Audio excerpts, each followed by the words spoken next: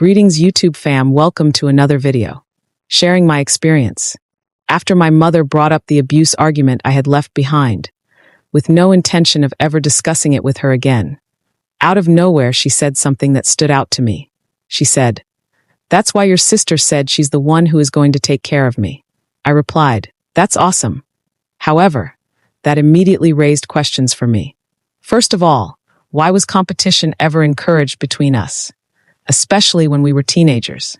I didn't even know that statement had been made back then. Hearing it now sounds like comparison, rivalry, or competition being created where none should have existed. A parent should never frame care, love, or responsibility as something children compete for. Why was that said? And why was it allowed to exist as a comparison? The second thing is this. My sister has been treated like a daughter in ways I have not. She was attending a good school. When I came to live with my mother in order to attend school, my sister also wanted to return and attend the same school. Even though she only came home on weekends, that was granted to her. At the time, I didn't see it as jealousy or competition, but looking back now, I question it. I had to leave my mother's home at 18. My sister did not. She continued living with my mother. When my sister graduated high school, my mother took her to teachers' college, because my mother worked near or at a teacher's college. My sister attended teacher's college. I don't believe she even graduated. Years later, I sent myself to teacher's college and graduated with honors. My sister continued living with my mother into adulthood. When my mother bought her house, my sister moved in with her. According to my mother, my sister tiled the kitchen. My sister had the front room. My mother lived in the back room. The middle room was kept for my aunt who lives in America, so she could stay there whenever she visited. That house was slabbed so another level could be built on top. And I later heard that the top was, in fact, built. Even if my mother did not want me living inside the house with her, she never once offered me the option to build on the top. Something that would have allowed me to be separate, independent, and still supported as her child.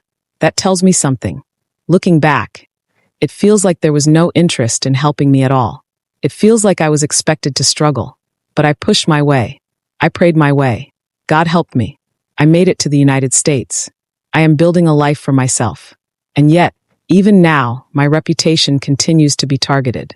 So when my mother says my sister had said bet she is the one who is going to take care of her, the reality is, my sister should be able to take care of her. Because my sister has been taken care of her entire life, including adulthood. My sister did not have to pay rent. She did not have to pay bills like I did even if she contributed. She did not have to fully provide for herself. She has always had a roof over her head. I do not. I pay rent. I pay bills. I buy food. I clothe myself. I fund my own education.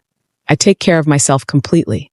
If something happens and I need to leave where I'm living, I cannot go back to my mother's house and regroup. I was never given that option.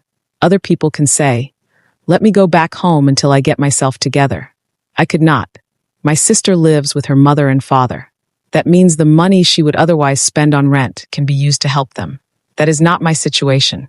If I travel to Jamaica, I have to pay for a hotel. I have to pay for transportation. My sister goes straight back to my mother's house.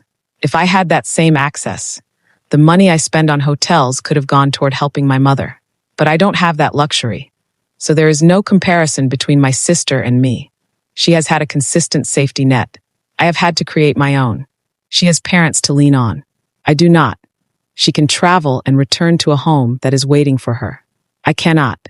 So yes, she is in a position to help in ways I am not. That is simply reality. I am not unwilling to help, but I will not go out of my way to help when I need help myself. And if anything were to happen in the future, my sister has a home.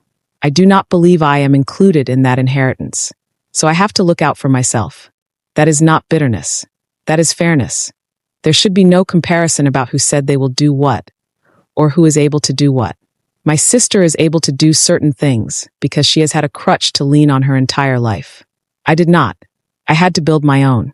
My younger brother was also helped well into adulthood. Even when he got into trouble with the law, my mother continued supporting him. She would cook lunch and take it to his workplace. She continued caring for him in practical, hands-on ways, long after childhood.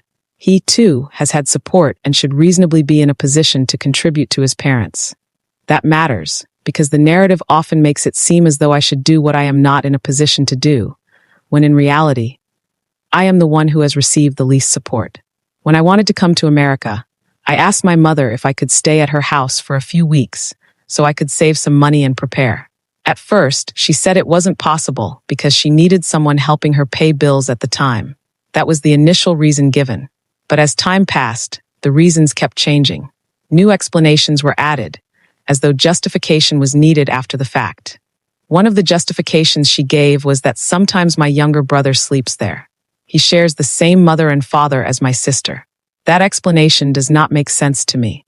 We are all family. My sister was in America at the time, which meant her room was empty. If there had been a genuine desire to help me, there was space and there were options. The truth is not that she could not help me. It is that she did not want to help me. Now I am in America, and it is strangers who have helped me. I am still trying to establish myself. I am still building. And I am being told that my sister had said bet she is the one who is going to take care of my mother. That is absurd. You did not want to help me move forward in life. But when you see me pushing my way forward on my own, suddenly there is an expectation of benefit. I am not even established yet. You own a whole house, and I am renting.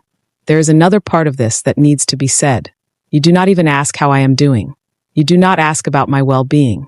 You do not ask whether I am okay, whether I am struggling, or how I am managing. And I realize this is not new. This is a pattern. After approximately 6 months in America without documents, I came back to Jamaica. My mother weren't aware that I was going back to America, and I came back with the intention of returning in 2 weeks. That is not normal, but I trust God and I take leaps of faith. When I came back to Jamaica, my mother saw slippers on my feet and asked me for the slippers. But she did not ask me how I was going to get a job. She did not ask me where I was going to stay. She did not ask how I was going to adjust back to life in Jamaica. She did not ask how I was doing mentally or emotionally. I did not have a house to go back to. My well-being was not a concern. Then I returned to America. I said hello to her, and she did not respond. But when she later saw that I was back in America and saw me post a picture saying, "Smiling into my destiny," she was shocked. That is when she reached out immediately. Suddenly, she wanted closeness. She said, "So you and I are not going to be close then?" That statement did not come from concern. Because I had just been in Jamaica, I had asked to stay at her house. That was an opportunity to be close. Before I left Jamaica, she did not call me to talk. She did not invite me over. She did not ask to spend time together. There was no conversation about closeness then. So when that question came after she saw that I was back in America, I knew exactly what it was. It was not genuine. It was performative. Thanks for watching. Please don't forget to like, share, and subscribe. Don't forget to leave a comment or question. Be encouraged. Your story is not unique, and you are not alone. See you in the next video.